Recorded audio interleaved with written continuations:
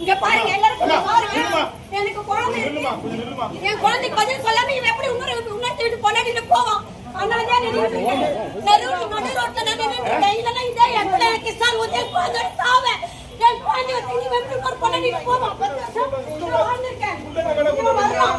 இவன் வரணும் நீங்க எல்லாம் பாக்குற அத்தனை மக்களுமே பதில் சொல்லணும் இதோட 6வது வாழ்க்கை கெடுத்திருக்கான் ஒரு ஸ்டேஷன்ல இந்த ஸ்டேஷன்ல ரொம்ப கம்ப்ளைண்ட் இருக்கு ஒரு பொண்ணுங்க வாழ்க்கை கெடுக்கிறான் சரஸ்வதி சத்யா தீபா லட்சுமி நான் மட்டும் தான் 9 வருஷமா இவங்க கூட வாழ்ந்துட்டு இருக்கேன்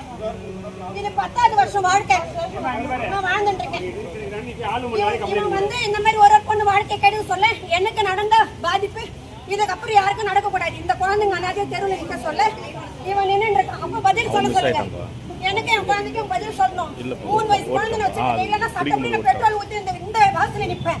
இவங்க அவனுக்கு என்ன கேஸ் எடுக்க கூடாது அனுப்ப கூடாது நான் இங்கதான் நிப்பேன்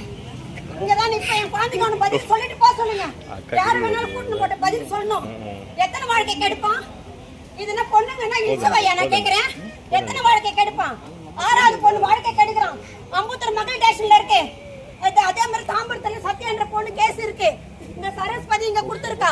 இந்த மாதிரி எல்லா பொண்ணு வாழ்க்கை கெடுக்க சொல்லி ஏன் இருக்கணும் இவன் இருக்க கூடாது பதில் சொல்லிட்டு இவன் எதனா பண்ணணும் என் குழந்தைக்கு பதில் சொன்னாங்கன்னா என் குழந்தை கூட்டிட்டு போக மாட்டேன் என் பிள்ளைக்கு பதில் இவன் சொல்லிதான் ஆகணும் 1 வருஷம் 2 வருஷம் 2017 இவனை கல்யாணம் பண்ணி கூட்டு வந்தேன் இதே கொட்டூர் போலீஸ் ஸ்டேஷன்ல தான் நாங்கள் 2 பேரும் வந்தோம் இவன் யாருன்னு கூட எனக்கு தெரியாது சரஸ்வதி சத்யா அப்புறம் வந்து இன்னொரு பொண்ணு தீபா இன்னொருத்தி இருக்கிறா மகேஸ்வரி லோகேஸ்வரி இப்படிதான் லைனா போவான் எல்லாம் கல்யாணம் ஆனவங்க பொண்ணு தான் பிடிப்பான் கல்யாணம் ஆனவங்க பிடிக்க மாட்டான் ஏன்னா பிரச்சனை ஆயிடும்ல அதனால பிடிக்க மாட்டான் 1.5 வயசு இந்த மாதிரி எத்தனை குழந்தைங்க தெரியுமா நான் கஷ்டப்பட்ட மாதிரி நீங்க என் குழந்தைங்க ஏற்கனவே கஷ்டப்பட்டு தெருவில் நிக்குதுங்க அதே மாதிரி தானே இந்த குழந்தைங்க நிக்குது